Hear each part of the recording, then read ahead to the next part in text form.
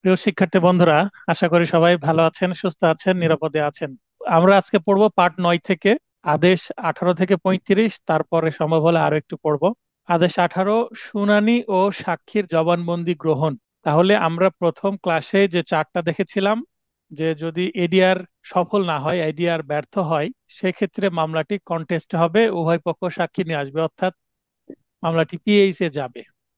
এবার পিএইচে আসার পরে শুনানি হবে, অর্থাৎ সাক্ষীর জবানবন্দি গ্রহণ হবে, জেরা হবে। এগুলো চলতে থাকবে সাক্ষ্য আইন অনুসারে। তো সিপিসিতে আদেশ 18 থেকে কিভাবে কি হবে সেটা বলা হচ্ছে। এছাড়াও আমাদের সাক্ষ্য আইন লাগবে, যেটা আমরা শেষের দিকে পড়ব। বিধি আগে বলা হচ্ছে শুনানি শুরু করার অধিকার, কোন পক্ষ আগে শুনানি শুরু করবে, মামলা করেছে কোন পক্ষ, কাদের উদ্দেশ্যে, কাদের স্বার্থে মামলাটা হয়েছে, বাদী। তাহলে প্রথমে বাদী পক্ষ বক্তব্য পেশ করবে, অর্থাৎ বাদী কি চাচ্ছে সেটা আগে বলবে। এবার বাদীর জবানবন্দি জেরা শেষ হওয়ার পরে বিবাদীর জবানবন্দি জেরা চলবে। তারপরে 4-এ বলা হচ্ছে বিচারকের উপস্থিতিতে মৌখিকভাবে প্রকাশ্য আদালতে সাক্ষীদের জবানবন্দি গ্রহণ করতে হবে, অর্থাৎ এটা ওপেন কোর্টে হবে। কিছু কিছু ক্রিমিনাল মামলায় ওপেন কোর্টে জবানবন্দি হয় না, সেটাকে বলা হয় মানে examination in chief in open court. এটা হচ্ছে সাধারণ নিয়ম। কিন্তু অনেক সময় ইন ক্যামেরা, ইন ক্যামেরা বলতে ক্যামেরা ট্রায়াল।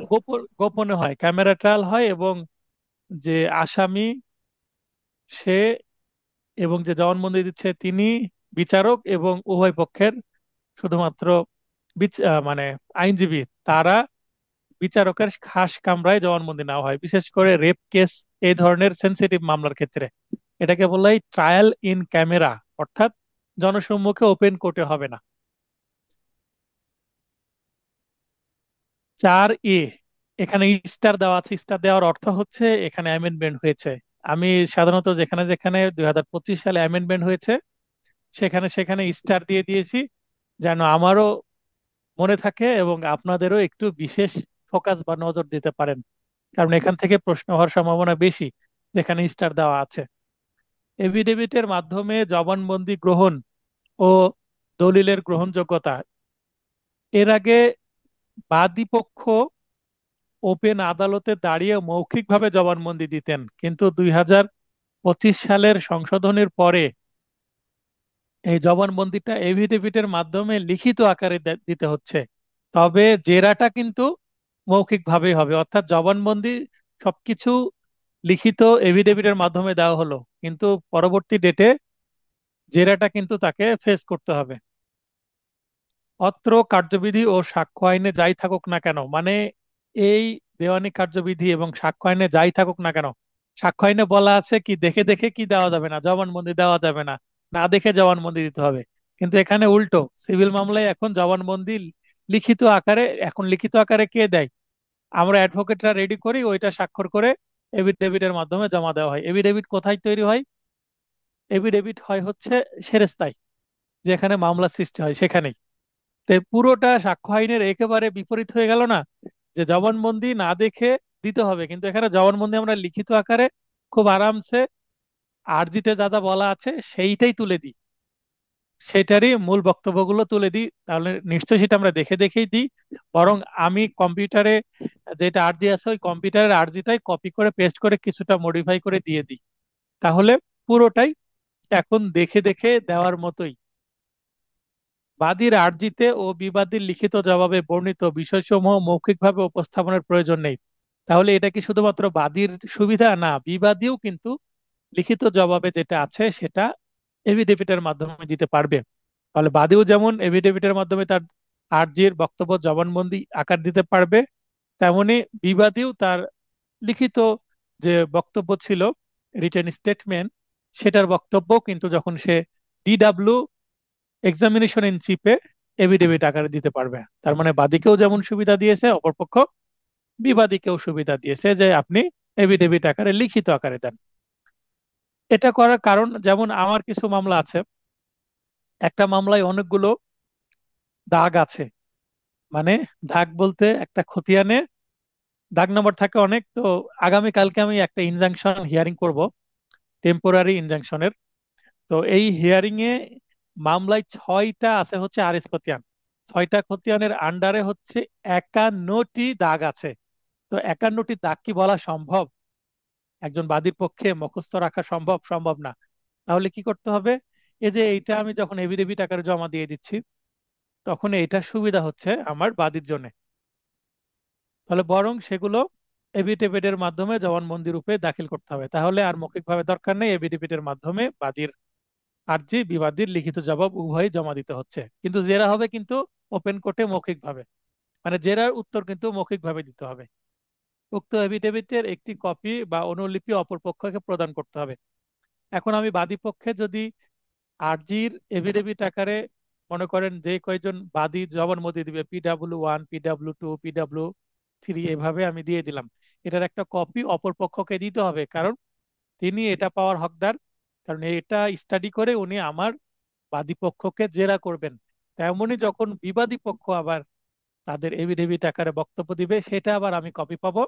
কারণ আমি আবার বাদী পক্ষের আইনজীবী হিসাবে বিবাদী পক্ষেও যে সাক্ষী, তাদেরকে জেরা করার জন্য সেটা কাজে লাগাতে পারবো। এই হচ্ছে সমান সুবিধা বাদী বিবাদীর। এটা কিন্তু খুবই গুরুত্বপূর্ণ একটা অ্যামেন্ডমেন্ট। 12 আমরা পড়ছি আদেশ 18 বিধি 12, সাক্ষীর আচরণ সম্পর্কিত মন্তব্য গুরুত্বপূর্ণ মনে করলে আদালত তা লিপিবদ্ধ করতে পারবেন। অর্থাৎ সাক্ষী আদালতে দাঁড়িয়ে কেমন আচরণ করছে, তার শরীর ঘেমে যাচ্ছে কিনা, সে ইতস্তত করছে কিনা, প্রশ্ন করলে আ আ ও ও এরকম শব্দ করছে কিনা, তার মানে সে সঠিক ভাবে তার বক্তব্য পেশ করছে কিনা, না কোনো সন্দেহমূলক কোনো আচরণ করছে কিনা, বা বারবার আইনজীবীর দিকে তাকাচ্ছে কিনা, বা অন্য কোনো আহ তার সাথে যারা আসছে তাদের দিকে তাকাচ্ছে কিনা, মানে কারো হেল্প নিচ্ছে কিনা, এগুলো আদালত লিপিবদ্ধ করতে পারবে। কারণ মানুষের এই যে আচরণ, এটা দ্বারা বোঝা যায় যে সে সত্য কথা বলছে না মিথ্যা কথা বলছে। 19 শুনানি সমাপ্ত করার সময়, চূড়ান্ত শুনানির তারিখ নির্ধারণের পর 120 কার্যদিবসের মধ্যে শুনানি সমাপ্ত করতে হবে। তার মানে এই যে পিএইচ এবং এপিএইচ অর্থাৎ সাক্ষ্য গ্রহণ, এগুলো 120 কার্যদিবসের মধ্যেই একটা মামলা পরিসমাপ্তি করতে হবে। জুয়েল ভাই,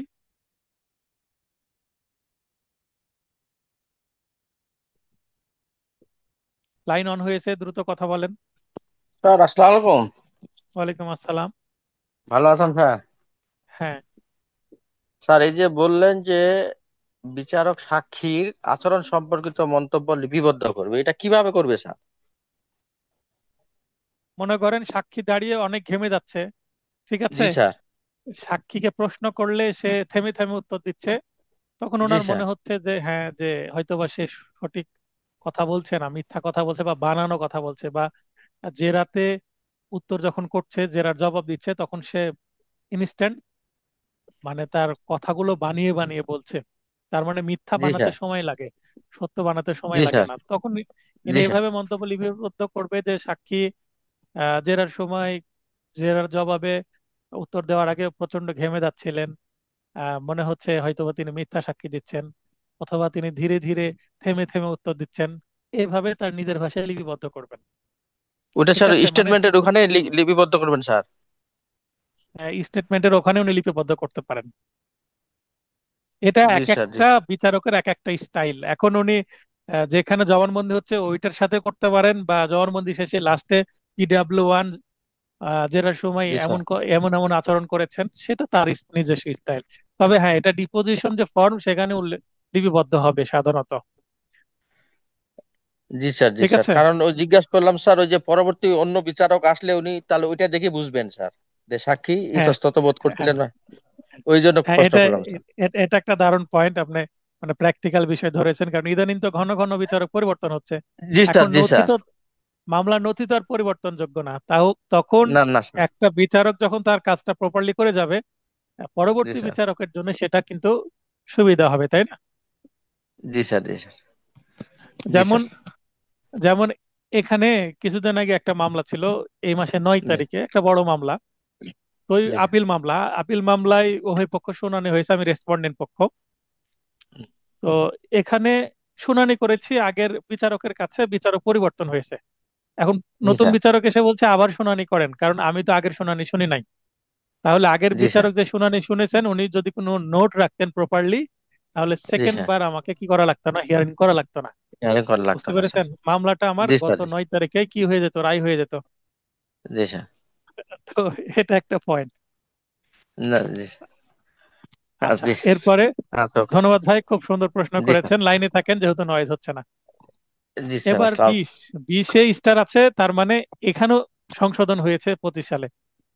দৈনন্দিন কার্যতালিকায় আমরা যেটাকে কজ লিস্ট বলি, আমাদের একজন, আমাদের অ্যাডভোকেট ডায়েরি থাকে, এই যে অ্যাডভোকেট ডায়েরি, অ্যাডভোকেটদের এই যে ডায়েরিতে যে মামলাগুলো আমরা এন্ট্রি করি কোথা থেকে পাই, কোর্টের এক একটা কজ লিস্ট থাকে না?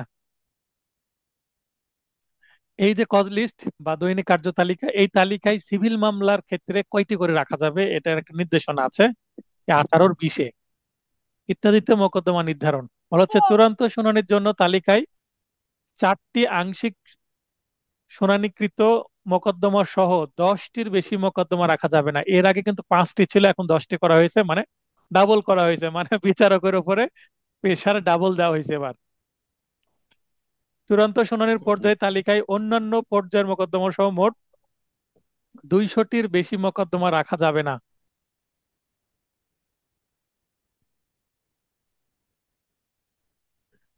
অন্যান্য পর্যায়ের মোকদ্দমা সহ মোট 20টির বেশি মোকদ্দমা রাখা যাবে না। আগে ছিল এখানে 100, এবার।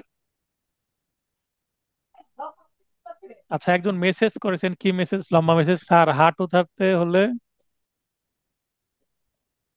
কোথায় ক্লিক করব? আচ্ছা, আনোয়ার ভাই, হাত উঠানোর জন্য কোথায় ক্লিক করব? আচ্ছা, নিচে দেখেন আপনার ফোনের নিচ দিকে সর্ববামে আছে কি মাইক, মাইকে টাচ করলে কথা অন হবে, কিন্তু মাইক অন করার পারমিশন আমাকে দিতে হবে।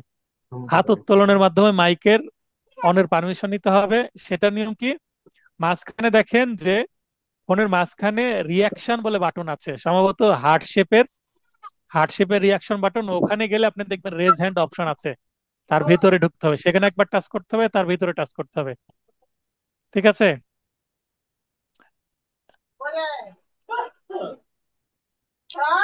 আচ্ছা, জুয়েল ভাইয়ের পাশে নয়েজ হচ্ছিল, আপনাকে মিউট করে দিলাম। আচ্ছা, তো এর আগে সর্বমোট মামলার তালিকায় 100টি রাখা যেত, এখন 200টি রাখা যাচ্ছে, মানে ডাবল হয়ে গেছে। এবং মোকদ্দমার সংখ্যা 140টির নিচে নেমে আসলে চূড়ান্ত শুনানির পর্যায়ে নতুন মোকদ্দমা তালিকায় আনা যাবে। এখানে ছিল 70টি, এখানেও ডাবল করা হয়েছে, অর্থাৎ সব জায়গাতে কিন্তু ডাবল। 5টির কাছে 10টি, 100টির কাছে 200টি, এবং 70টির কাছে 140টি, জাস্ট ডাবল করে দেওয়া হয়েছে। কার্যতালিকায় কয়টি মামলা রাখা যাবে, অর্থাৎ বিচারকের উপরে মামলার প্রেশার হয়ে গেছে ডাবল। কিছুদিন আগে কিন্তু কোর্টের সংখ্যা বৃদ্ধি করা হয়েছে, এটা একটা ভালো বিষয়, কিন্তু বাস্তবে এই সংখ্যাগুলো মানে কোর্ট রান করতে পারবে কিনা সেটাই বড় বিষয়। রান করতে হলে নতুন বিচারক লাগবে, নতুন কোর্ট রুম লাগবে। আদেশ 20, রায় ও ডিক্রি। আদেশ আমরা 19 পড়বো না, দরকার নেই। এরপর শুনানি যেহেতু হয়ে গেল, শুনানির পর কি করতে হবে, রায় ও ডিক্রি দিতে হবে। প্রথমে আমরা চার্ট পড়েছিলাম, চার্ট অনুসারেই কিন্তু যাচ্ছি আমরা, দেখেন যে শুনানির পরে রায় দিতে হবে, রায়ের পরে ডিক্রি তৈরি হবে। বিধি একে বলা হচ্ছে রায় ঘোষণার সময়, শুনানি সমাপ্ত হবার পর, যেদিন শুনানি শেষ হবে তৎক্ষণাৎ, অর্থাৎ ওই দিনই, সেই দিনই রায় ঘোষণা করা যাবে। ঠিক আছে? এটাই নিয়ম, যে আজকে শুনানি হয়ে গেছে, আপনি তো বুঝতে পারলেন কি হলো, আজকে রায় ঘোষণা করেন, এটা আইনে বলছে। আদেশ 20-এর বিধি 1-এ যদি সম্ভব না হয় 7 দিনের মধ্যে প্রকাশ্য আদালতে রায় ঘোষণা করতে হবে। ভাই, 7 দিন কি 7 মাসেও হয় না বাস্তবে, কারণ অনেক মামলার চাপ। 5 ডিক্রি প্রণয়নের সময়, তাহলে এর আগে রায় ঘোষণা করবে বিচারক এবং ডিক্রি প্রণয়ন করবে হচ্ছে সেরেস্তাদার। রায় ঘোষণার তারিখ হতে 7 দিনের মধ্যে ডিক্রি প্রণয়ন করতে হবে, অর্থাৎ রায় ইনস্ট্যান্টলি করতে হবে অথবা 7 দিনের মধ্যে, আর রায় ঘোষণার পরবর্তী 7 দিনের মধ্যে আবার ডিক্রি তৈরি করতে হবে। এই ডিক্রি তৈরি করতেও সময় লাগে, সাধারণত করে না এত তাড়াতাড়ি, তবে চেষ্টা করলে আবার হয়। সাথে বলা হচ্ছে ডিক্রির তারিখ, রায় ঘোষণার তারিখ ডিক্রির তারিখ রূপে গণ্য হবে, অর্থাৎ যেদিন রায় ঘোষণা হয়েছে সেই দিনই ডিক্রি হয়েছে মর্মে ধরে নিতে হবে। অর্থাৎ রায় ঘোষণার তারিখটাই হচ্ছে মামলার সমাপ মানে মামলার পরিপক্কতার সময়, অর্থাৎ সিদ্ধান্ত, আদালতের সিদ্ধান্ত দেওয়া হলো রায়ের মাধ্যমে, এটাই রায় ও ডিক্রির তারিখ। যদিও রায় ও ডিক্রির তারিখ ভিন্ন হয়, তবুও রায়ের তারিখটাই কি প্রাধান্য হবে পাবে। যদি কেউ আপিল করতে চায়, তাহলে রায়ের তারিখ থেকে কাউন্ট করতে হবে, এতদিনের মধ্যে আপিল করতে হবে বা রিভিশন করতে হবে বা রিভিউ করতে হবে। কিন্তু ডিক্রির তারিখ কাউন্ট হবে না, যদিও ডিক্রি পরবর্তীতে তৈরি হয়। তাহলে রায়ের তারিখটাই হচ্ছে মেন। রায় অনুযায়ী প্রণীত ডিক্রিতে বিচারক স্বাক্ষর করবেন। তাহলে রায় বিচারক লিখেন এবং বিচারকই স্বাক্ষর করেন, কিন্তু ডিক্রি লিখেন সেরেস্তাদার, এবং ওই ডিক্রিতে আবার বিচারক স্বাক্ষর করেন। 21, ডিক্রি ও আদেশ জারি।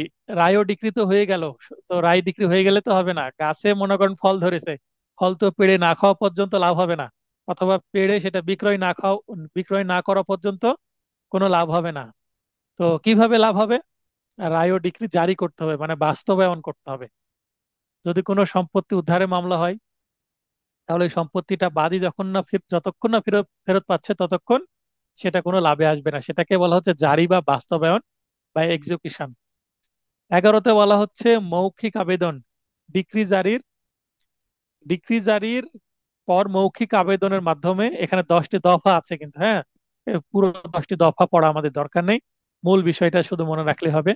টাকা পরিশোধের ডিক্রি ক্ষেত্রে উপস্থিত দেনাদারকে গ্রেপ্তার ক্রমে তৎক্ষণাৎ জারি করা যাবে। অর্থাৎ যদি অর্থের কোনো মামলা হয়, অর্থঋণ আদালতের মামলা হতে পারে, অথবা দেনমোহরানা এবং খোরপোশের মামলা হতে পারে, যেখানে একটা অ্যামাউন্ট অফ মানি দেনদারকে দিতে হবে, কাকে, বাদী বা ডিক্রি হোল্ডারকে বা ডিক্রিদারকে।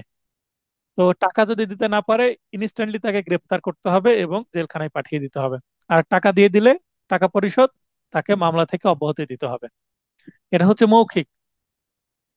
আর লিখিত আবেদন করে বাদী বা ডিক্রিদার বা পরিচিত ব্যক্তি কর্তৃক, অর্থাৎ বাদী বা ডিক্রিদারের পক্ষে অন্য কেউ লিখিত বা স্বাক্ষরিত ও সত্য পাঠের মাধ্যমে সারণীবদ্ধভাবে কি করতে হবে, এই যে ডিক্রি জারির আবেদন করতে হবে। এখানে 10টি দফা আছে। জারির যে ফর্ম আছে, আপনারা যদি ফর্ম দেখেন দেখবেন 10টি দফা আছে। হ্যাঁ, আনোয়ার ভাই বলেন। জি স্যার, এখানে বিষয়গুলো স্যার যে আদেশ 18 এর মধ্যে 4টি আংশিক শুনানির ক্ষেত্রে মোকদ্দমা সহ 10টির বেশি মোকদ্দমা রাখা যাবে না। এটা স্যার কতদিন, 1 সপ্তাহ না 1 মাস না 1 বছর? আবার স্যার নিচে আছে মূল 200টির বেশি মোকদ্দমা রাখা যাবে না। ওটা স্যার কত দিনের মধ্যে, 1 বছরের মধ্যে রাখা যাবে না নাকি 1 সপ্তাহ না 1 মাস? একদিন। প্রতি পার ডে? হ্যাঁ, এখানে একটা শব্দ আছে দেখেন, কি শব্দ? দৈনিক। দৈনিক কার্যতালিকায় আদালতের দৈনিক কাজ? কার্যতালিকা আদালতের কার্যতালিকা আপনি দেখেছেন? জি স্যার। আচ্ছা, মনে করেন যে সিভিল মামলার যখন শুনানি শুরু হয়ে যায়, এখানে বলা হচ্ছে কি, যে চূড়ান্ত শুনানির জন্য তালিকায়, তাহলে দেখবেন ক্যাটাগরি থাকে। যখন মামলা শুরু হয় এটাকে বলে এসআরইডি, এসআরইডি পর্যায়ে থাকবে, তারপর জবাব দাখিলের জন্য থাকবে, ঠিক আছে, তারপরে এসডির জন্য থাকবে, এডিআর এর জন্য থাকবে, এভাবে ক্যাটাগরি থাকে। তো চূড়ান্ত শুনানি এটাকে বলে পিএইচ অথবা এফপিএইচ। পিএইচ ও এফপিএইচ এর মধ্যে পার্থক্য হচ্ছে, পিএইচ হচ্ছে প্রথম শুনানি, আর এফপিএইচ হচ্ছে শুনানি অলরেডি শুরু হয়ে গেছে, সেকেন্ড, থার্ড বা লাস্ট শুনানির মধ্যে এফপিএইচ। তো পিএইচ এফপিএইচ এ 4টি আংশিক শুনানি সহ, মানে যেটা শুরু হয়ে গেছে, অর্থাৎ এফপিএইচ এ সর্বোচ্চ 4টি এবং আরো 6টি সহ মোট 10টি রাখা যাবে। অর্থাৎ পিএইচ এফপিএইচ মিলে টোটাল 10টি মামলা রাখা যাবে একদিনে। এইটা ক্লিয়ার হলো? জি স্যার। আর জি স্যার। বলছে চূড়ান্ত শুনানির পর্যায়ে তালিকায়, অর্থাৎ এই সবকিছু মিলে, এসআর, এডি, এডিআর সবকিছু মিলে আগে 100টির বেশি রাখা যেত না, এখন 200টি পর্যন্ত রাখা যাবে। বুঝতে পেরেছেন? জি স্যার। এখন 140টার কাহিনী কি? 140টার কাহিনী বলছে যে চূড়ান্ত শুনানির পর্যায়ে নতুন মোকদ্দমা তালিকায় আনা যাবে। অর্থাৎ পিএইচে মামলা তখনই তোলা যাবে যখন এই যে 200টা থেকে কমতে কমতে কমতে 140টাতে যখন মামলা, টোটাল নাম্বার অফ শুট 140-এ নেমে আসবে, তখন আপনি পিএইচে মামলা নিয়ে যেতে পারবেন, অথবা নিয়ে যেতে পারবেন না। অর্থাৎ নতুন যে 10টি ছিল, এই 10টির ক্ষেত্রে ধীরে ধীরে কমে গেল, 10টি থেকে 4টি, 5টি, 6টি। হ্যাঁ, 10টি থেকে 8টি 9টি এভাবে কমে গেল, 9টি 8টি 7টি কমে গেলেও আপনি পেইসে মামলা নিয়ে যেতে পারবেন না যতক্ষণ না 140-এ আবার মোট মামলার সংখ্যা নেমে আসছে। এগুলো পেশকার ভালো বোঝেন, পেশকারেরা এগুলো মেনটেন করেন। ঠিক আছে? জি স্যার। আচ্ছা স্যার, থ্যাংক ইউ স্যার। বুঝ- আচ্ছা, গোলাম মোস্তফা ভাই প্রশ্ন করতে চাচ্ছেন, বলেন। হ্যাঁ স্যার, আমার এই মানে যে কোশ্চেন এটা ওই রিলিভেন্ট, বড় ভাই যেটা করছে ওইটার সাথে রিলিভেন্ট। এখন এই যে চূড়ান্ত শুনানির পর্যায়ে তালিকায় অন্যান্য পর্যায়ে মোকদ্দমা সহ মোট 200টির বেশি মোকদ্দমা রাখা যাবে না। এটা কি একদিনে একজন জাজের আন্ডারে 200টি মোকদ্দমা থাকবে? এটা কিভাবে সম্ভব? এটাই তো বলছি, কিভাবে সম্ভব? সম্ভব, আইন করে দিয়েছে। আর জজ বুঝবে, বেতন নিবে একটা হিউজ অ্যামাউন্টে, ওনারা বেতন নেবেন, কাজ করবেন না। প্রয়োজনে রাত 10টা বাজুক, সমস্যা কি? আইন আইন আচ্ছা আইন কাগজে করে দিয়েছে, এখন বাস্তবে পরিণত হবে কি করে সেটা পরের বিষয়। আচ্ছা, এটাই কোশ্চেন ছিল যে 200টি কি অনেক বেশি হয়ে যায় আর কি। আগে ছিল মাত্র, আগে ছিল 100টি, এটা ডাবল করে 200টি করেছে। মনে করছে যে এখানে যা যা ছিল, আগে ছিল 10টি, 10টির কাছে পাঁচটি ছিল, 10টি করে দিয়েছে। 100টিকে 200টি করে দিয়েছে, 70টাকে 140 করে দিয়েছে, মানে ডাবল করে দিয়েছে জাস্ট। ঠিক আছে? আচ্ছা এখন যারা করেছেন তারাই ভালো জানেন যে কিভাবে এটা সম্ভব। বুঝতে পেরেছেন? আমাদের সময় এই মুহূর্তে একটা বিচারক, খুব মহান বিচারকের নাম মনে পড়ছেন। উনি আমাদের মহানগর দায়রা জজ ছিলেন। আমি যখন কোর্টের শুরুর দিকে ছিলাম তখন উনি দীর্ঘদিন কোর্টে ছিলেন। ওনার মানে সবাই খুব ভালো একজন বিচারক ছিলেন। তো ওনার পুরো নাম আমার এই মুহূর্তে মনে পড়ছে না।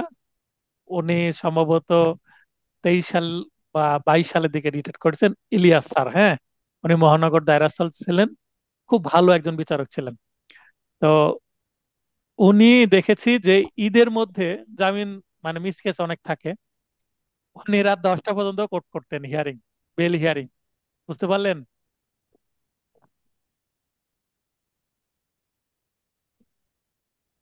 ওমর ভাই প্রশ্ন করতে চাচ্ছেন?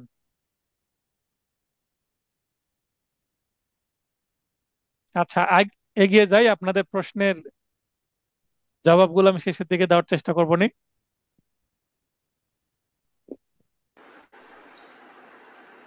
হ্যাঁ, ওমর ভাই জি জি জি প্রশ্ন করেন, স্যার। স্যার প্রশ্ন আমাদের করেন। একজন জুডিশিয়াল ম্যাজিস্ট্রেট ছিলেন স্যার, মাসুদ রানা স্যার। উনি হ্যাঁ, রাত 10টা 11টা ওনার টাইম নেই, উনি কত হলো করতে থাকলো ওনার, কিন্তু ডিস্ট্রিক্ট জজ বারবার ইয়ে দিচ্ছে যে আপনি এটা বন্ধ করেন, লয়ার আপনার প্রতি বিরক্ত। না, উনি করেই হ্যাঁ। গেছে। এই জন্য শেষ পর্যন্ত স্যার ওনারে এক মামলা এমন ভাবে ফাঁসাইছে, ওনারে একদিনের জন্য উনি জেল হয়েছে। এটা কিন্তু এটা কিন্তু বিচারকদের একঘেয়েমি স্যার। আর ওই যে 200টির ওইটা, কথা বলছেন স্যার, স্যার এটা তো মনে হ্যাঁ, করেন যে সিরিয়ালে আসে স্যার। তখন ওই যে আস্তে আস্তে নিচের থেকে নামবো, 99 98 97 এভাবে মানে ইয়ের দিকে আসে আর কি স্যার। হ্যাঁ, হ্যাঁ, না এই জন্য এগুলো এগুলো হ্যাঁ।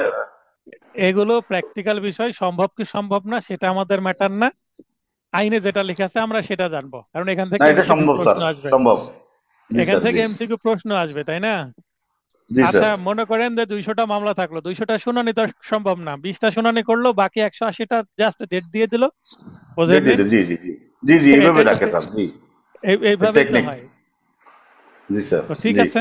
ঠিক আছে, ধন্যবাদ স্যার, জি। আচ্ছা, এরপরে 22 বিধি, কতিপয় ক্ষেত্রে জারির বিরুদ্ধে কারণ দর্শাতে নোটিশ 2 বছর পর হলে বিবাদীকে বা দেনাদারকে কারণ দর্শাতে হবে। অর্থাৎ মামলার রায় ডিক্রি হওয়ার 2 বছরের মধ্যে জারি করলে নোটিশ দেওয়ার দরকার নেই, ডিরেক্ট ওয়ারেন্ট হয়ে যাবে। কিন্তু 2 বছর পর যদি করা হয় তাহলে নোটিশ দিতে হবে আগে, ডিরেক্ট ওয়ারেন্ট দেওয়া যাবে না। 26, আদালত যখন জারি স্থগিত রাখতে পারে, কিছু কিছু কারণে জারি শুরু করার পরেও সেটা স্থগিত হয়ে যেতে পারে। সেটা হচ্ছে ডিক্রির বিরুদ্ধে আপিল দায়ের করা হলে, অর্থাৎ যে ডিক্রিকে বেস করে আপনি জারি চাচ্ছেন সেটার বিরুদ্ধে যদি আপিল হয়, আপিলে গিয়ে তো সিদ্ধান্ত পরিবর্তন হতে পারে, তখন তো আর জারি করে লাভ নাই। তাই জারিটা কি থাকবে? স্থগিত থাকবে, স্টে হয়ে থাকবে। আপিল আদালত আদেশ দিয়ে দিবে যে এখানে আপিল চলছে, অতএব নিম্ন আদালতের জারি কার্যক্রম কি থাকবে? স্থগিত থাকবে। দায়িকের সম্পত্তি জব্দ করা হলে, যদি সম্পত্তি ক্রোক করা হয় তাহলে জারি কার্যক্রম স্থগিত হয়ে যাবে। দায়িক জামানত প্রদান করলে দায়িক যদি জামানত প্রদান করে সেক্ষেত্রেও কিন্তু জারি কার্যক্রম স্থগিত হয়ে যাবে, আদালত জারি কার্যক্রম স্থগিত রাখতে পারবে। তাহলে জারি কার্যক্রম স্থগিত রাখার আমরা দেখছি এখানে তিনটি মাধ্যম, এই তিনটি মাধ্যমে জারি কার্যক্রম স্থগিত হতে পারে। এরপরে একই আদেশের 30 বিধিতে বলা হচ্ছে টাকা পরিশোধের ডিক্রি ক্ষেত্রে দায়ীকে দেওয়ানি কারাগারে আটক বা তার সম্পত্তি ক্রোক ও বিক্রয় বা উভয় প্রকারে ডিক্রি জারি করা যাবে। তাহলে টাকা পরিশোধের ডিক্রি ক্ষেত্রে যার যাকে টাকা দিতে হবে তাকে দেওয়ানি কারাগারে আটক রাখা যাবে, অথবা তার সম্পত্তি ক্রোক করা যাবে, অথবা অকশনে বিক্রয় করা যাবে, অথবা ক্রোক করে তারপরে অকশনে বিক্রয় করা যাবে। এগুলো হচ্ছে পদ্ধতি। 30 এতে বলা হচ্ছে, এখানে 30 এতে এখানে টাকা পরিশোধের ডিক্রি জারির বিশেষ বিধান এখানে স্টার দেওয়া আছে, তার মানে এখানে সংশোধন করা হয়েছে। বলা হচ্ছে ডিক্রিদারের আদেশক্রমে ডিক্রির সমুদয় বা আংশিক পরিশোধিত অপরিশোধিত অর্থের জন্য দায়ীকে সর্বোচ্চ 6 মাস বা 6 মাস অথবা অর্থ পরিশোধ না করা পর্যন্ত দেওয়ানি কারাগারে আটক রাখা যাবে, যেটি আগে আসে।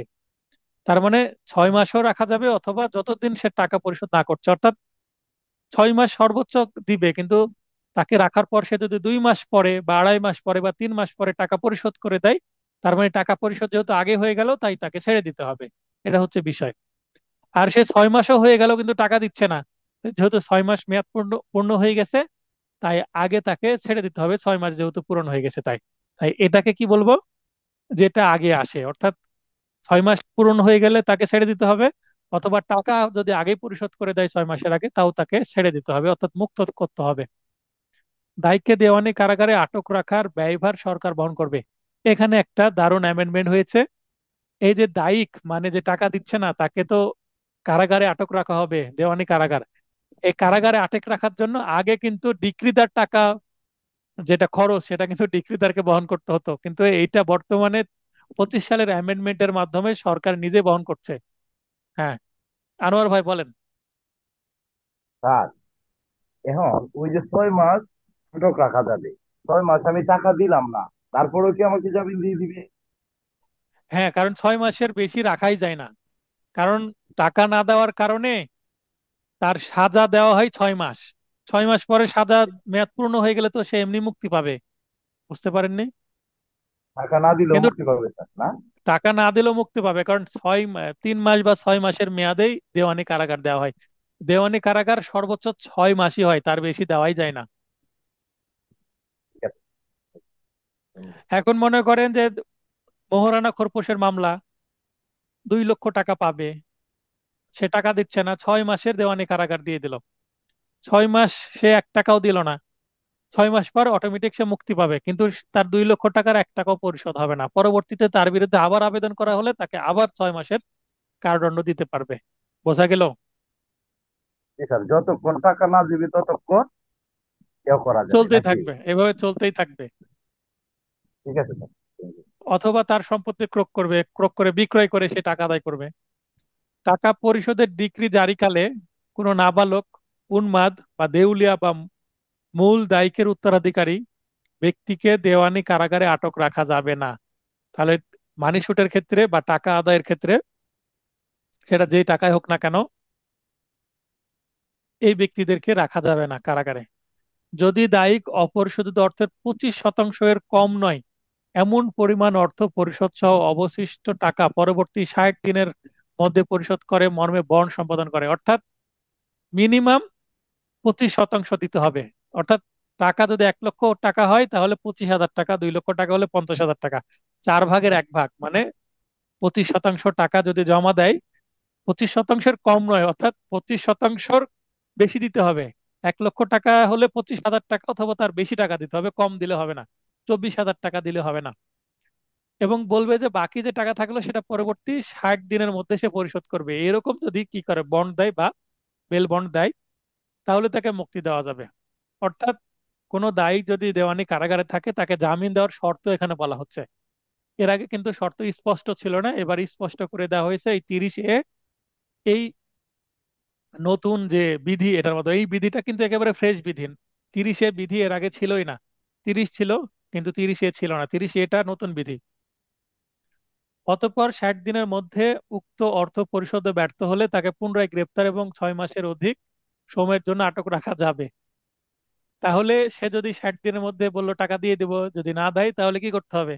তাকে আবার গ্রেপ্তার করা যাবে, এবং এর আগে বলা হলো সর্বোচ্চ 6 মাসের বেশি রাখা যাবে না, এবার 6 মাসের বেশিও রাখা যাবে, কারণ সে আদালতে মুচলেকা দিয়েও সেটা ভঙ্গ করেছে। তাই উপবিধি 1 থেকে 4-এ যে একটু আগে যেগুলো আমরা পড়লাম, 1, 2, 3, 4, 1, 2, 3, 4, এই 4টা বিধি এর অধীন সম্পূর্ণরূপে কারাভোগকৃত, সম্পূর্ণরূপে কারাভোগ মানে 6 মাসের কারাদণ্ড দিয়েছে, 6 মাস ভোগ হয়ে গেছে, বা আরো এরপরে আবার কারাদণ্ড দিয়েছে, আবার ভোগ হয়েছে, দায়ীকে একই ডিক্রি জারির জন্য পুনরায় গ্রেপ্তার বা আটক রাখা যাবে না। রাখা বানানটা ঠিক করে নেবেন।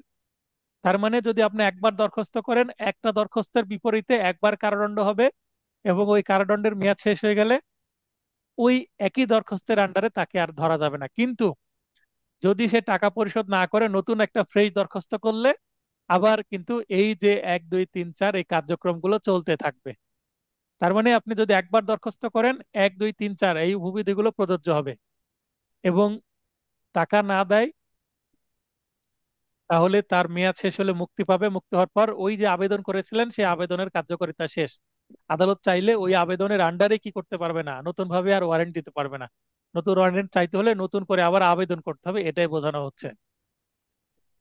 অত্র বিধির অধীন আংশিক বা সম্পূর্ণরূপে কারাদণ্ডভোগকৃত দায়িক অপরিশোধিত অর্থ পরিশোধের দায়ী হতে অব্যাহতি পাবে না। এটা অনেকে 5 নম্বর বিধি যেন বুঝতে পারে, তাই 6 নম্বর বিধি দিয়ে বলা হলো যে টাকা তুমি যতই পরিশোধ না করে মুক্তি পাও না কেন, এই যে টাকা পরিশোধের দায় থেকে অব্যাহতি পাবে না। একটু আগে আমি আনোয়ার ভাইকে যেটা বলছিলাম, যে টাকা শোধ না করে বের হয়ে গেল, মুক্ত হলো, কিন্তু টাকার যে দিতে হবে তাকে, এই দায় থেকে সে অব্যাহতি পাবে না। তার মানে এই দায়ের জন্য তার বিরুদ্ধে আবার দরখাস্ত করে তাকে আবার আটকানো যাবে, বা তার সম্পত্তি কোনোভাবে ক্রোক করে এই টাকা আদায় করা যাবে। 32, সুনির্দিষ্ট সম্পাদন বা দাম্পত্য অধিকার পুনরুদ্ধার নিষেধাজ্ঞার জন্য ডিক্রি, যেখানে দাম্পত্য সত্ত্ব থাকে, দেওয়ানি কারাগারে আটক বা সম্পত্তি ক্রোক বা উভয়ই করা যাবে এই ধরনের ডিক্রি জারির ক্ষেত্রে। শুধু সম্পত্তি ক্রোক করলে 1 বছর ক্রোকাবদ্ধ রাখা যাবে। যদি কেউ কোনো সম্পত্তি আদালত ক্রোক করে, এই ক্রোক করা সম্পত্তি সর্বোচ্চ 1 বছর আটকে রাখতে পারবে আদালত। এর মধ্যে হয় সেটাকে ক্রোক থেকে মুক্ত করে দিতে হবে, অথবা এই সম্পত্তিটা নিলামে বিক্রি করে দিতে হবে। 1 বছরের বেশি কোনো সম্পত্তি ক্রোক করে আদালত রাখতে পারবে না। আর অমান্য করলে নিলামে বিক্রয় করে দিতে হবে। বিধি 68, বিক্রয়ের সময় ইস্তেহারের নকল সংযুক্ত দেওয়ার তারিখ হতে স্থাবর সম্পত্তি হলে 30 দিন অতিক্রমের পর এবং অস্থাবর সম্পত্তি হলে 15 দিন অতিক্রমের পর বিক্রয় করা যাবে। অর্থাৎ যে কোনো সম্পত্তি নিলাম হবে, কত তারিখে নিলাম হবে সেইটার 30 দিন পূর্বে ঘোষণা দিতে হবে স্থাবর সম্পত্তির ক্ষেত্রে, আর অস্থাবর সম্পত্তি হলে অন্তত 15 দিন পূর্বেই ঘোষণা দিতে হবে, যেন মানুষ প্রস্তুতি নিতে পারে অকশনের জন্য। 84, ক্রেতা কর্তৃক জমা ও ব্যর্থতার প্রেক্ষিতে পুনর্বিক্রয়। কোনো ক্রেতা যদি নিলামে কোনো সম্পত্তি ক্রয় করে তাহলে তাকে সঙ্গে সঙ্গে ঘোষণার পরই ক্রয়মূল্যের 25% টাকা জমা দিতে হবে। অর্থাৎ 1 লক্ষ টাকা সম্পত্তির মূল্য হলে 25,000 টাকা জমা দিতে হবে, আর যদি 10 লক্ষ টাকা সম্পত্তির মূল্য হয় অন্তত 2.5 লক্ষ টাকা তাকে জমা দিতে হবে মিনিমাম। এর বেশি দেওয়া যাবে, কিন্তু 25% টাকা জমা দেওয়াই নিয়ম। ব্যর্থতায় অর্থাৎ 25% টাকা যদি দিতে না পারে, 25% টাকা না দিলে তখনই আবার নিলামটা বাতিল হয়ে পুনরায় নিলাম ডাকা হবে। অর্থাৎ মিস্টার রহিম যে ডেকেছিলেন তার আর ডাকার সুযোগ নাই। 85, নিলামের ক্রয়মূল্যের পুরো টাকা পরিশোধের সময় এখন বাকি 75% টাকা কবে জমা দিতে হবে? নিলামের 15তম দিনের আদালত বন্ধ হওয়ার পূর্ব পর্যন্তই।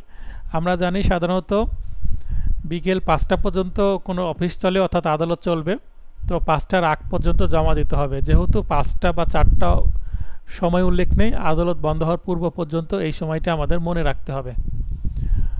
89, জমা দিয়ে নিলাম বিক্রয় রদের আবেদন। যার সম্পত্তি নিলাম হচ্ছে সে যদি মনে করে এই নিলামটা আমি আটকিয়ে দিব, অর্থাৎ আমার সম্পত্তি আমি রাখবো, সেক্ষেত্রে স্থাবর সম্পত্তির ক্ষেত্রে ক্রয়মূল্যের 5% ক্রেতাকে প্রদান করতে হবে। করে আবেদন করতে হবে এবং বাকি টাকা তো পরে প্রদান করতেই হবে। আদালতে আদায়যোগ্য সমস্ত টাকা প্রদানপূর্বক রদের আবেদন করতে হবে। আর মোকদ্দমার ব্যয় ও নিলামের খরচাও সুদসহ দিতে হবে, অর্থাৎ এই নিলাম ডাকার জন্য যে সমস্ত খরচ হয়েছে সেই সমস্ত খরচ এবং সুদসহ পুরো টাকা জমা দিয়ে আবেদন করার পরে টাকা জমা দিয়ে আবেদন করবে এবং আদালত যে আদেশটা দিবে যে আরও কত টাকা সুদসহ খরচা দিতে হবে এটাও পরিশোধ করতে হবে এবং যিনি নিলাম ডেকেছিলেন ক্রয় করেছিলেন তিনি সুদসহ টাকা ফেরত পাবেন। 90 অনিয়ম বা প্রতারণার ক্ষেত্রে অর্থাৎ ম্যাটেরিয়াল ইরেগুলারিটি মানে অনিয়ম or fraud in publishing or conducting auction, কোনো নিলাম বা অকশন ডাকার ক্ষেত্রে বা কোনো তারিখ ঘোষণার ক্ষেত্রে যদি কোনো অনিয়ম বা প্রতারণা করা হয়, যেমন যদি কোনো নিলাম প্রচারের ক্ষেত্রে যদি কম সংখ্যক প্রচার হয় বা অল্প দিন আগে প্রচার করা হয়, ওই যে 30 দিন পূর্বে বা 15 দিন পূর্বের ক্ষেত্রে না করে 10 দিন আগে প্রচার করা হলো, সেক্ষেত্রে কি হবে? তাহলে বেশি লোক জানবে না, বেশি লোক না জানলে যেখানে 100 জন আসতো সেখানে মাত্র 10 জন আসবে, এরকম যদি হয় সেক্ষেত্রে কিন্তু এই সম্পত্তির মূল্য কমে যাবে। তাহলে এটা একটা প্রতারণা হয়ে গেল। এই হেতুতে বা এই অজুহাতে বা এই গ্রাউন্ডসে এই কারণ দেখিয়ে নিলাম বিক্রয় রদের আবেদন করা যাবে স্থাবর সম্পত্তির ক্ষেত্রে। তার মানে এখানে বিবাদী বা যার বিরুদ্ধে ডিক্রি হয়েছে তার একটা সুবিধা। 104 বিধিতে বলা হচ্ছে, এখানে স্টার চিহ্ন দেওয়া আছে, তার মানে এটা 2025 সালের নতুন সংশোধন, সরাসরি ডিক্রি জারির বিধান যুক্ত করা হয়েছে। এখানে আমরা ধারাতেও দেখেছি, আবার এখানে বিধিতেও সেটা অ্যাড করা হয়েছে। এই ক্ষেত্রে আলাদা জারি মোকদ্দমা দায়েরের প্রয়োজন নেই, মূল মোকদ্দমার অধীন ডিক্রি জারি করা যাবে।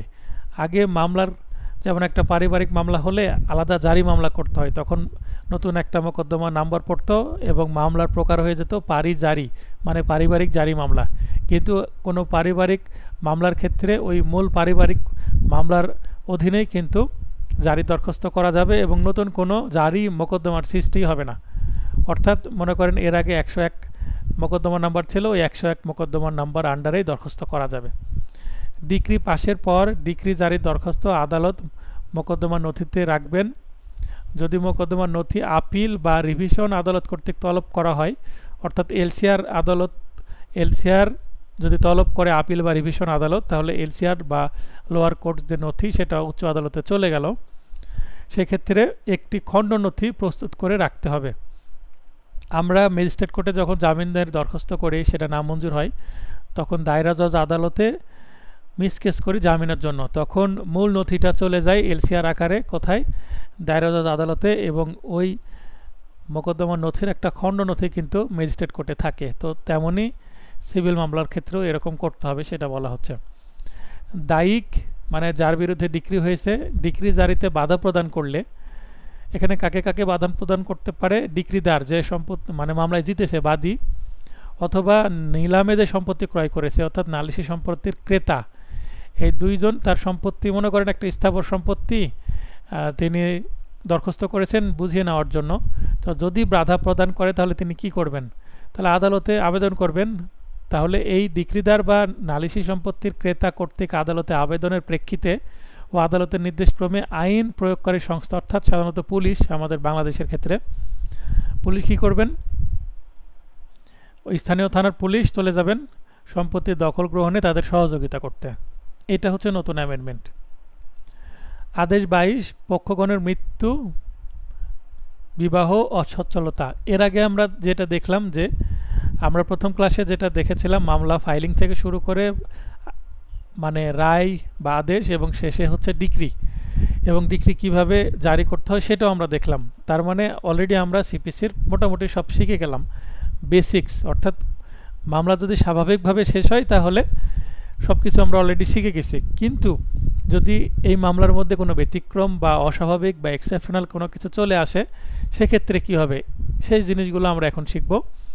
যেমন পক্ষগণের মৃত্যু হয় বা বিবাহ বা অসচ্ছলতা চলে আসে, তাহলে কি হবে? শুনানির পর কোনো পক্ষের মৃত্যুর কারণে কোনোরূপ কার্যক্রম বাতিল হবে না, অর্থাৎ মৃত্যু হলো কার্যক্রম সাধারণত বাতিল হবে না। উপায় আছে, কি উপায়? বাদী যদি দেওয়ালিত্ব চলে আসে, বাদীর দেওয়ালিত্ব বা বাদী দেউলিয়া হয়ে গেলে তার জন্য মোকদ্দমার যে বাধা সেটা স্বনিয়োগী বা রিসিভার মোকদ্দমাটি পরিচালনা করবে। যদি স্বনিয়োগী বা রিসিভার নিয়োগ না হয় তাহলে মোকদ্দমা খারিজ হয়ে যাবে। মানে চালানোর জন্য কোনো লোক যদি না থাকে, মোকদ্দমা পরিচালনার লোক না থাকলে তো খারিজ হবেই। 9, খারিজের ফলাফল, যদি কোনো মামলা খারিজ হয়ে যায় সেক্ষেত্রে মৃত্যু, বিবাহ বা দেউলিয়াত্বের কারণে মোকদ্দমা খারিজ হলে উক্ত বিষয়ে নতুন কোনো মোকদ্দমা করা যাবে না। অর্থাৎ ওই খারিজটা আটকানোর জন্যই দরখাস্ত করা যাবে, কিন্তু নতুন মামলা করা যাবে না।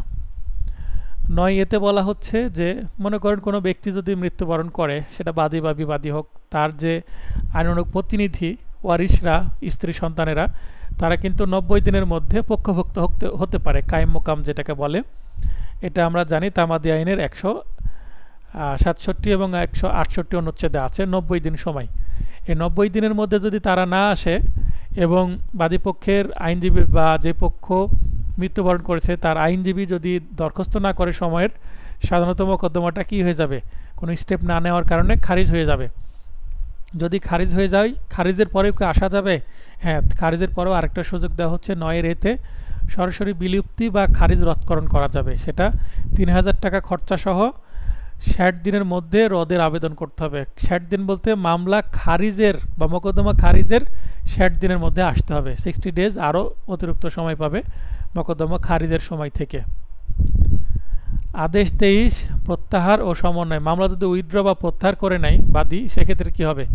মোকদ্দমা প্রত্যাহার পুরোপুরি করা যাবে, অথবা দাবি যদি আংশিক পরিহার করে তাও করা যাবে। 3 বলা হচ্ছে মোকদ্দমার আপোষ বা চুক্তি বা আপোষের দ্বারা সমস্ত বা আংশিক সমন্বয়ও করা যাবে। 4 বলা হচ্ছে ডিক্রি জারি কার্যক্রম প্রভাবিত হয় না, অর্থাৎ জারি কার্যক্রমে প্রত্যাহার বা আপোষ সাধারণত করা যায় না, আদালত কনভিন্সড হলে সেক্ষেত্রে করা যাবে। আদেশ 26, আমরা দেখলাম 75 ধারায় কমিশনের সম্পর্কে 4টি ক্ষেত্রে কমিশন দেওয়া যায়। এখানে আদেশ 26-এ কমিশন সম্পর্কে আরও কিছু নিয়মকানুন, পদ্ধতিগত নিয়মকানুন আমরা জানবো এখানে। একে বলা হচ্ছে সাক্ষ্য গ্রহণের জন্য কমিশন প্রেরণ করা যাবে। 4 বলা হচ্ছে যে সকল ব্যক্তির সাক্ষ্য গ্রহণের জন্য কমিশন প্রেরণ করা যাবে। ধারাতে কিন্তু ছিল না এটা, ধারাতে যেহেতু নাই আমরা বিধিতে এটা জানবো 26 আদেশের আন্ডারে। Persons for home examination commission May issue, কোনো মনে করেন সরকারি কর্মকর্তা আর্মি, নেভি বা বিমান বাহিনীতে চাকরি করে, সেক্ষেত্রে তার ছুটি হয়তো বা সহজে হবে না, তো যে ক্যাম্পে সে থাকছে সেখানে হয়তো বা চলে যাচ্ছে তার জবানবন্দি নিতে। আদালতের স্থানীয় সীমার বাইরে বসবাসকারী কোনো ব্যক্তি আদালতের স্থানীয় সীমা পরিত্যাগের উপক্রম করে কোনো ব্যক্তি, অর্থাৎ পরিত্যাগ করে চলে যেতে পারে, তখন কমিশন দিয়ে সে যেখানে থাকে সেখানে চলে যাবে কমিশনাররা, যে তার জবানবন্দি গ্রহণ করবে। প্রজাতন্ত্রে চাকরিরত ব্যক্তি জনসভার ক্ষতি ব্যতীত হাজির হওয়া সম্ভব না, একটু আগে যেটা আমরা বললাম আর্মি নেভির ক্ষেত্রে। এমন ব্যক্তির সাক্ষ্য গ্রহণের জন্য কমিশন প্রেরণ করা যাবে। সাক্ষ্য আইনের আমরা কিন্তু 32 ধারাতেও এই বিষয়টা জানবো, একই বিষয় প্রায়। 9 বলা হচ্ছে স্থানীয় বা সরজমিনে তদন্ত বা পরিদর্শনের জন্য কমিশন, লোকাল ইনভেস্টিগেশন। বিরোধীয় বিষয় ব্যাখ্যা বা সম্পত্তির বাজার দর নির্ণয়, ক্ষতিপূরণের পরিমাণ নির্ণয়, অন্তর্বর্তীকালীন মুনাফা কত হবে সেটা নির্ণয়, বাৎসরিক প্রকৃত মুনাফা নির্ণয় করার উদ্দেশ্যে কমিশন দেওয়া যাবে। এই কমিশন দিলে তারা কিন্তু অনধিক 3 মাসের মধ্যে কমিশনের কাজ সম্পন্ন করে প্রতিবেদন আদালতে দাখিল করবেন। 11 হিসাব পরীক্ষা বা সমন্বয়ের জন্য কমিশন দেওয়া যাবে। 13তে বলা হচ্ছে প্রাথমিক ডিক্রির পর স্থাবর সম্পত্তির বাটোয়ারার জন্য কমিশন প্রদান করা যাবে। এখানে 54 ধারা ব্যতীত, 54 ধারায় যেটা বলা নাই। তো মনে করেন কারো যদি সম্পত্তি বাটোয়ারার জন্য ঝামেলা হয় ভাই বোনদের মধ্যে বা ওয়ারিশদের মধ্যে, তো এক পক্ষ বলছে যে আমরা করে নিব, অপর পক্ষরা হয়তো বা বলছে আমরা করে নিব না। তো যারা রাজি আছে তারা বাদী হলো এবং যারা রাজি হচ্ছে না তাদেরকে বিবাদী করা হলো। মামলা রায় হলো, ডিক্রি হলো। রায় ডিক্রির পরেও যারা বিরোধিতা করছিল বিবাদী, তারা কিন্তু মেনে নিচ্ছে না, তখন কমিশন নিয়োগ করা হবে। কমিশনার হিসাবে অ্যাডভোকেট আসবেন যারা কমিশন সম্পর্কে বোঝে, কীভাবে ভাগ বাটোয়ারা করতে হয়, তারপরে ডিক্রি অনুসারে সেটা ভাগ বাটোয়ারা করে দিবেন। আর সরকারি সার্ভেয়ার থাকবে বা আমিন থাকবে, তারা এখানে খুঁটি পুঁতে বা লাল নিশান পুঁতে স্থাপন করে লাল নিশান দিয়ে আলাদা আলাদা করে চিহ্নিত করে দেয়, মানে আলাদা আলাদা আলাদা পৃথক সাম করে দেয়, এই অংশ এই ব্যক্তি পাবে, এই অংশ এই ব্যক্তি পাবে, এইভাবে আলাদা আলাদা করে দেয়। এগুলো করতে যেন বাধা সৃষ্টি না হয়, সেক্ষেত্রে স্থানীয় থানার পুলিশও কিন্তু সহযোগিতা করতে পারবে। থানার পুলিশকেও কিন্তু চিঠি দিয়ে সহযোগিতার কি দেওয়া হবে, মানে অনুরোধ নির্দেশ দেওয়া হবে। 14, কমিশনের কার্যপদ্ধতি কেমন হবে, এটা কিন্তু ধারাতে ছিল না, এখানে দেওয়া আছে 14 বিধিতে। তদন্তের ক্ষেত্রে নির্দেশিত অনুপাতে সম্পত্তি ভাগ বন্টন, অবিভক্ত অংশের মূল্য বিনিময় উল্লেখ সহ প্রতিবেদন প্রণয়ন ও অনুস্বাক্ষর। আর যদি কিছু অংশ বিভাজন করা যাচ্ছে না তাহলে সেটা রেখে দিতে হবে এবং সেটার বাজার মূল্য বলতে হবে। কমিশনারগণ একমত না হলে, অর্থাৎ কিভাবে কমিশনটা সম্পূর্ণ হবে সেটা একমত না হলে, তবুও 3 মাসের মধ্যে অনুস্বাক্ষর করে আদালতে প্রতিবেদন দিতে হবে যে কি কারণে করা যাচ্ছে না সেটাও। প্রতিবেদন বিষয়ে আপত্তি উত্থাপন হলে, কোনো পক্ষ যদি প্রতিবেদন বিষয়ে আপত্তি করে সেক্ষেত্রে শুনানির সুযোগ দিতে হবে ওই পক্ষকে, এবং শুনানির পর কমিশন যে প্রতিবেদন দিল সেই প্রতিবেদনের সিদ্ধান্ত বহাল থাকতে পারে অথবা পরিবর্তন হতে পারে বা রদ করা যেতে পারে। 15তে বলা হচ্ছে কমিশনের খরচা আদালতে জমা দিতে হবে। কমিশনাররা তো এমনিতে ফ্রি কাজ করবে না, তাদের তো খরচ দিতে হবে। খরচটা কে দিবে? যে পক্ষের অনুরোধে বা হিতার্থে, মানে যাদের উপকার করার জন্য কমিশন নিয়োগ দেওয়া হচ্ছে, সে পক্ষ খরচা আদালতে জমা দিবে এবং আদালত বানানটা সঠিক করে নেবেন এবং আদালত এই টাকাটা কমিশনারদের দিয়ে দিবে। 16, কমিশনারের ক্ষমতা। কমিশনারদেরকে সাধারণত ক্ষমতা দিতে হবে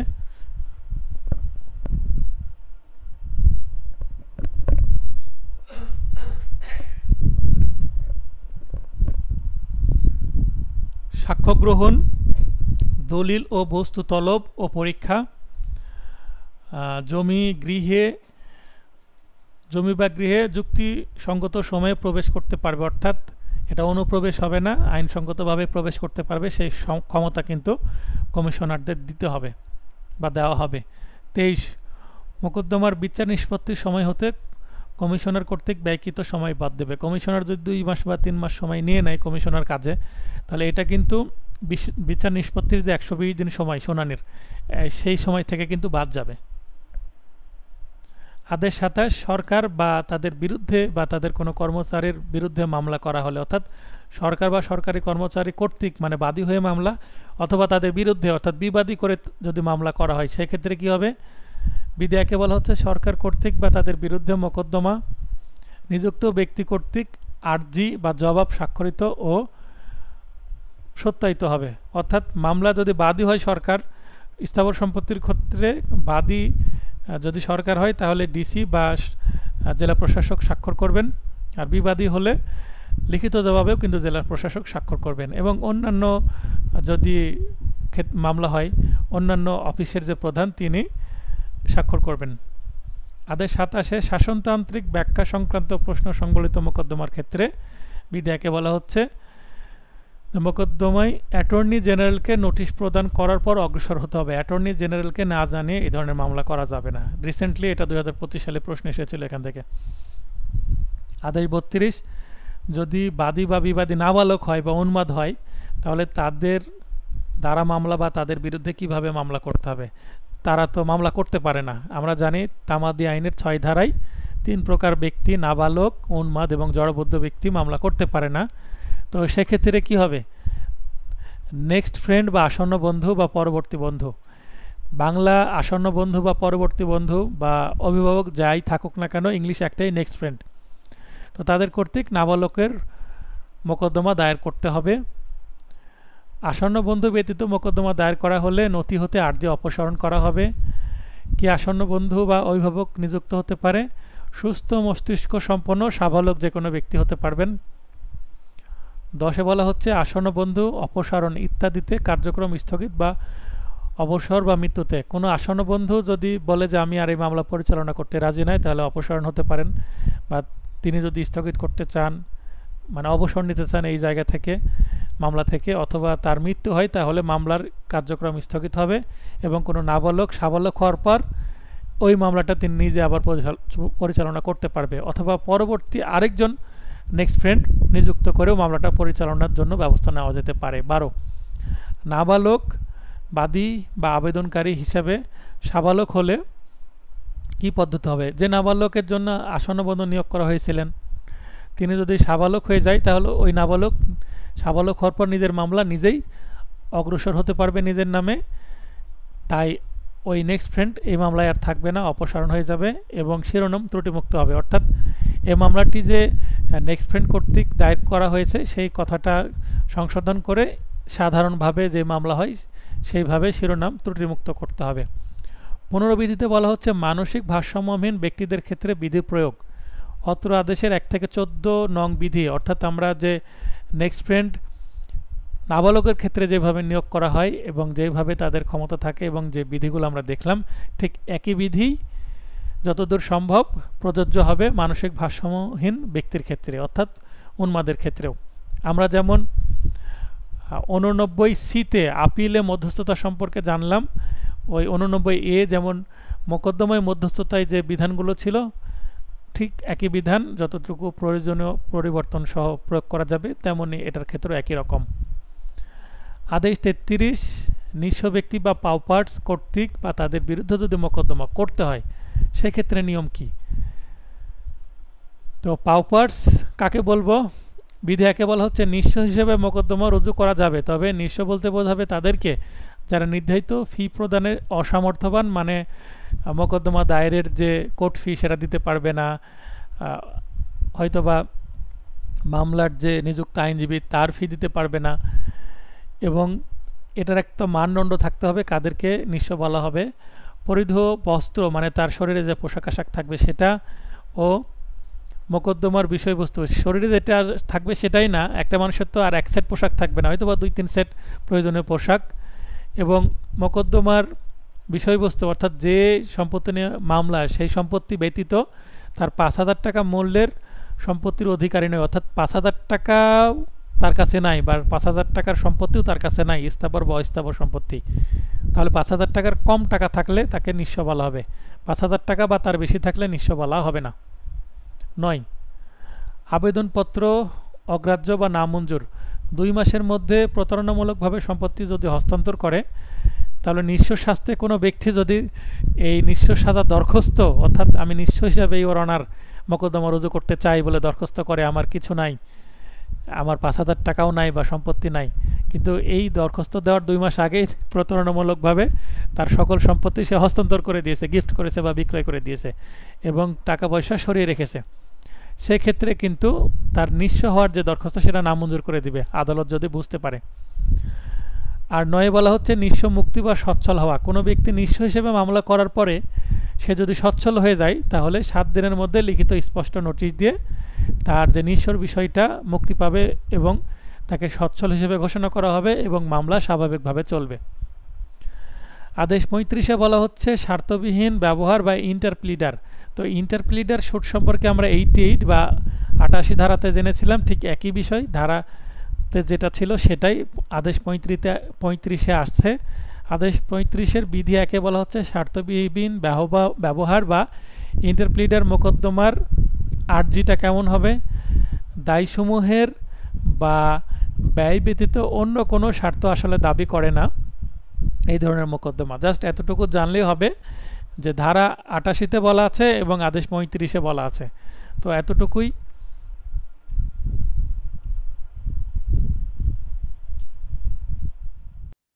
আচ্ছা, আমরা আলোচনা করতে যাচ্ছি এবার পার্ট 10, আদেশ 37 থেকে 40। আর বেশি সময় লাগবে না, একটু ধৈর্য ধরে ক্লাসটি শেষ করতে দেন। আদেশ 37-এ বলা হচ্ছে হস্তান্তরযোগ্য দলিলের ওপর, মানে চেকের মামলার ক্ষেত্রে বা আরো যে মামলা হয় যেমন নেগোশিয়েবল ইনস্ট্রুমেন্ট বলতে শুধু চেক না, আরো কিছু ইনস্ট্রুমেন্ট আছে, যেমন হুন্ডি। হুন্ডি কিন্তু একটা নেগোশিয়েবল ইনস্ট্রুমেন্ট। তারপরে প্রমিজারি নোট, এটা কিন্তু একটা নেগোশিয়েবল ইনস্ট্রুমেন্ট। তো নেগোশিয়েবল ইনস্ট্রুমেন্টের উপরে যদি সিভিল মামলা হয় সেক্ষেত্রে সংক্ষিপ্ত কার্যপদ্ধতি বা সামারি প্রসিডিউরটা কি হবে? আমরা চেকের মামলায় সাধারণত যে এনআই অ্যাক্ট 1881 সেটা অনুসারে করি, 138 ধারায় মামলা করি। তো সিভিল কোর্টেও কিন্তু মামলা সম্ভব সেটা নিয়ে। সামারি শুট নিষ্পত্তি করতে পারে হাইকোর্ট বিভাগ ও জেলা জজ আদালত, অর্থাৎ এটা জেলা জজ এবং হাইকোর্টের বিচার্য। আদেশ 38 রায়ের পূর্বে ক্রোক ও রায়ের পূর্বে গ্রেপ্তার ও ক্রোক, এটা খুবই গুরুত্বপূর্ণ একটি আদেশ। এখান থেকে এমসিকিউ রিটেন ইভেন ভাইভাতেও অনেক প্রশ্ন হয়। একে বলা হচ্ছে অর্থের মামলায়, অর্থাৎ মানি শুটের ক্ষেত্রে বিবাদীকে হাজিরার জন্য জামানত তলব যেন পলাতক না হয়, তলব করবে। সে যদি জামানত না দেয় বা হাজির না হয়, সেক্ষেত্রে গ্রেপ্তারি পরোয়ানা ইস্যু করা যাবে। বিবাদী জামানত দিতে ব্যর্থ হলে ডিক্রি না মেটানো অবধি জেলে সোপর্দ 6 মাস রাখতে পারবে 50+ টাকার জন্য,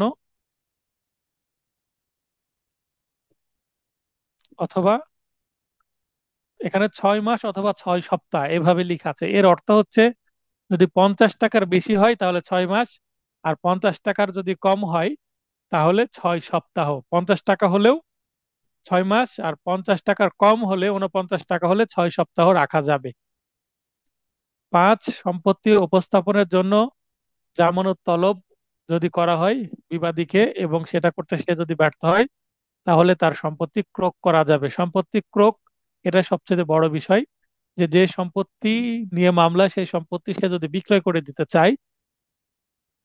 এখানে টাকার মামলার ক্ষেত্রে হলে, অর্থাৎ একমাত্র তার সম্পত্তি আছে যে সম্পত্তি বিক্রয় করে তার টাকা আদায় করা হবে, এরকম কোন সম্পত্তি সে যদি বিক্রয় করে দিতে চায়, একমাত্র সম্পত্তি বিবাদীর, তাহলে আদালতে বাদী আবেদন করবে যে ইওর অনার, যে মামলা করেছি এই টাকার জন্য তার ওই সম্পত্তি হয়তো বা বিক্রয় করেই টাকাটা আদায় করা হবে ভবিষ্যতে। তো সে যদি ওই সম্পত্তিটা বিক্রয় করে দেয় বা হস্তান্তর করে, তাহলে আমার এই ডিক্রি পেয়ে লাভ নাই। ডিক্রির ভবিষ্যতের যে নিশ্চয়তা, সেটার জন্য এই সম্পত্তি ক্রয় করে রাখা হোক ডিক্রি পাওয়ার আগ পর্যন্ত। 6 বলা হচ্ছে যে কেন তার সম্পত্তি ক্রয় করা হবে না সেটার কারণ দর্শাতে বলবে, অথবা জামানত দিতে বলবে। জামানত দিতে যদি না পারে বা কারণ না দর্শায় তাহলে অবশ্যই সম্পত্তি ক্রয় করবে। 11টা বলা হচ্ছে রায়ের পূর্বে ক্রয়কৃত সম্পত্তি ডিক্রি জারিতে পুনরায় ক্রয় করা দরকার নাই বা করা যাবে না, অর্থাৎ প্রয়োজন হবে না, যেহেতু আগে থেকে ক্রয় করা আছে। এখন ওই সম্পত্তিটা জাস্ট বিক্রয় করে দিলেই হলো।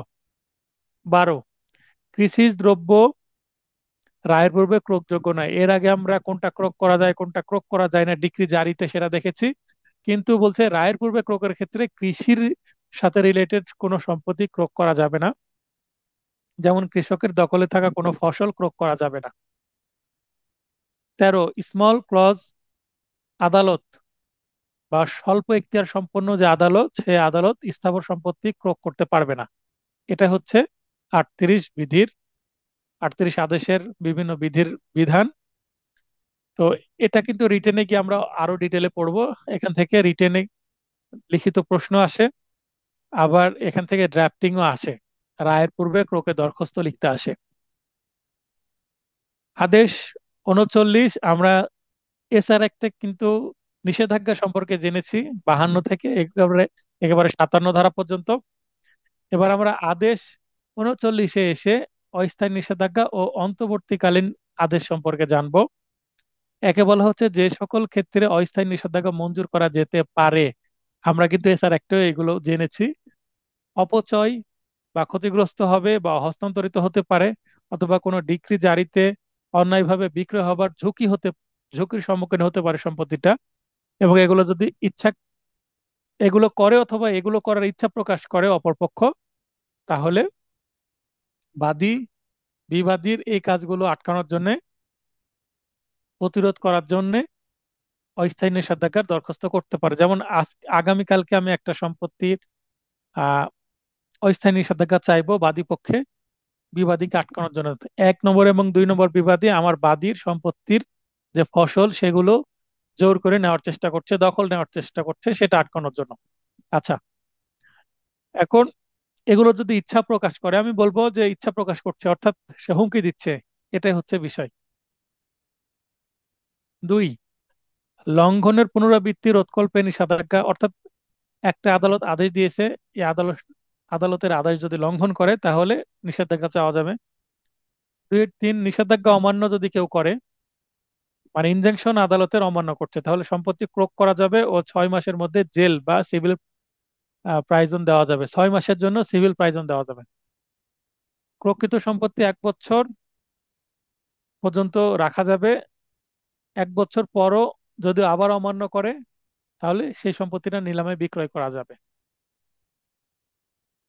তিনি বলা হচ্ছে নিষেধাজ্ঞার আদেশ প্রদানের পূর্বে অপর পক্ষকে নোটিশ প্রদান, বিলম্বের কারণে নিষেধাজ্ঞার উদ্দেশ্য ব্যাহত হলে নোটিশ প্রদান ছাড়াই সরাসরি অস্থায়ী নিষেধাজ্ঞার আদেশ দিতে পারে। কালকে আমি চেষ্টা করব অপর পক্ষকে যেন নোটিশ না করে ডিরেক্ট নিষেধাজ্ঞার আদেশ দেয়, এবং আদালত চাইলে নিষেধাজ্ঞার জন্য অপরপক্ষকে কেন নিষেধাজ্ঞা দেওয়া হবে না এই মর্মে শোকজেরও নোটিশ দিতে পারে। 5A, অন্য পক্ষের শুনানি ছাড়া অন্তর্বর্তী বা অস্থায়ী নিষেধাজ্ঞার আদেশ প্রদান করা যাবে না। অর্থাৎ শুনানির সুযোগ না দিয়ে কাদের বিরুদ্ধে অস্থায়ী নিষেধাজ্ঞা বা অন্তর্বর্তীকালীন নিষেধাজ্ঞার আদেশ দেওয়া যাবে না। সাধারণ পাবলিকের ক্ষেত্রে তো বা জনগণের ক্ষেত্রে দেওয়া যাবে, কিন্তু সরকার বা বিধিবদ্ধ সংস্থার বিরুদ্ধে কোনো বেসরকারি পক্ষের অনুরোধে একতরফা অন্তর্বর্তী বা অস্থায়ী নিষেধাজ্ঞার আদেশ দেওয়া যাবে না। সরকারের বিরুদ্ধে অথবা কোনো বিধিবদ্ধ গণসংস্থার বিরুদ্ধে কিন্তু দেওয়া যাবে না, এটা বলা হচ্ছে।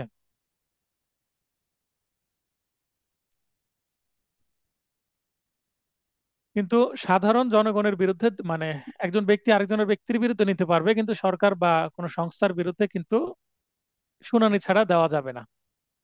সরকার পক্ষের অনুরোধ ক্রমে বেসরকারি পক্ষের বিরুদ্ধে একতরফা বা অন্তর্বর্তী বা অস্থায়ী নিষেধাজ্ঞার আদেশ দেওয়া যাবে। সরকার পক্ষ, তার মানে সরকারের বিরুদ্ধে না দেওয়া গেলে সরকার চাইলে কিন্তু অন্যের বিরুদ্ধে নিতে পারবে একতরফা। অপরপক্ষ অর্থাৎ বিবাদী হাজির হওয়ার 7 দিনের মধ্যে দরখাস্তের শুনানি করে নিষ্পত্তি অর্থাৎ ডিসপোজ করতে হবে। কি ডিসপোজ? এই যে নিষেধাজ্ঞার যে দরখাস্ত সেটা। যে পক্ষের অনুরোধে একতরফা অন্তর্বর্তী বা অস্থায়ী নিষেধাজ্ঞার আদেশ দেওয়া হয়েছিল, পরিশেষে তার বিরুদ্ধে সিদ্ধান্ত হলে, মনে করেন বাদী মামলা করলো, বাদী অস্থায়ী নিষেধাজ্ঞা চাইলো এবং অস্থায়ী নিষেধাজ্ঞার আদেশ পেল। ভবিষ্যতে এই মামলাটা যদি বাদীর বিরুদ্ধে চলে যায় তাহলে অতিরিক্ত ক্ষতিপূরণ বাবদ 10,000 টাকা বাদীকে জরিমানা করা যাবে। আরেকটা বিষয়, কোনো মামলায় কি শুধুমাত্র বাদী এই ধরনের নিষেধাজ্ঞা বা অন্তর্বর্তীকালীন আদেশ এর আবেদন করতে পারবে? না, বিবাদীও কিন্তু বাদীর বিরুদ্ধেও চাইতে পারবে নিষেধাজ্ঞা। দুইটাই করা যায়। অর্থাৎ যে পক্ষ দরখাস্ত দিল পরে ওই পক্ষ যদি হেরে যায় তাহলে ওই পক্ষকে 10,000 টাকা জরিমানা করা হবে অপর পক্ষকে দেওয়ার জন্য। 6, অন্তর্বর্তী বিক্রয়ের আদেশ প্রদানের ক্ষমতা কোনো পচনশীল এবং ক্ষয়শীল কোনো সম্পত্তি হলে অন্তর্বর্তীকালী বিক্রয়ের আদেশ দিতে পারে আদালত। আদেশ 40, রিসিভার নিয়োগ। আমরা রিসিভার নিয়োগ সম্পর্কে জেনেছি এসআর অ্যাক্টে 44 ধারায়, এবং রিসিভার নিয়োগ সম্পর্কেও ধারাতেও ছিল এই আইনের। এবার আমরা বিধিতে কি আছে, আদেশের বিধিতে কি আছে দেখি। 40-এর একে বলা হচ্ছে রিসিভার বা তত্ত্বাবধায়ক নিয়োগ সম্পত্তি আদায়করণ, ব্যবস্থাপনা মানে ম্যানেজমেন্ট, নিরাপদকরণ সেফ মানে সংরক্ষণ যেটা, সেফ কাস্টাডি, এই সবগুলোর জন্য, এবং উন্নয়নের জন্য খাজনা ও মুনাফা সংগ্রহ, প্রয়োগ ও হস্তান্তর, সম্পত্তি দলিল সম্পাদন সম্পর্কে মালিকের অনুরূপ ক্ষমতা রিসিভারের হবে। তাহলে মালিকের যেমন ক্ষমতা মোটামুটি ওই ধরনেরই ক্ষমতা একজন রিসিভারকে দেওয়া হবে। রিসিভার কি পারিশ্রমিক পাবে না? ফ্রি ফ্রি তো আর কাজ করবে না। হ্যাঁ, পারিশ্রমিক আদালত নির্ধারণ করবে এবং যার জন্য রিসিভার নিয়োগ করা হচ্ছে সে এটা বহন করবে। 5, কালেক্টর যখন রিসিভার নিযুক্ত হতে পারবেন। রাজস্ব প্রদানকারী কোনো ভূমির জন্য রিসিভার নিয়োগ করা হলে কালেক্টরকে রিসিভার নিয়োগ করা হবে। এই ছিল আজকের আলোচনার বিষয়। আজকের আলোচনা থেকে কারো কোনো প্রশ্ন থাকলে প্রশ্ন করতে পারেন, যদি প্রশ্ন না থাকে ক্লাসটি শেষ করব। আমরা আগামী ক্লাসে পার্ট 11 আদেশ 41 থেকে 47 আলোচনা করলে ক্লাসটি শেষ হয়ে যাবে। বলে রাখা ভালো যে আগামী ক্লাসে কিন্তু আমরা কি আলোচনা করব, আগামী ক্লাসে পুরো দেওয়ানি কার্যবিধি কিন্তু আমরা কিছুটা রিভিশনও করব। তো আজকের ক্লাসটি এখানে শেষ করছি, চেষ্টা করছি আমি সকলের মধ্যে ভিডিওটা দিয়ে দেওয়ার। সবার সুস্বাস্থ্য কামনা করে ক্লাসটি শেষ করছি। শুভরাত্রি।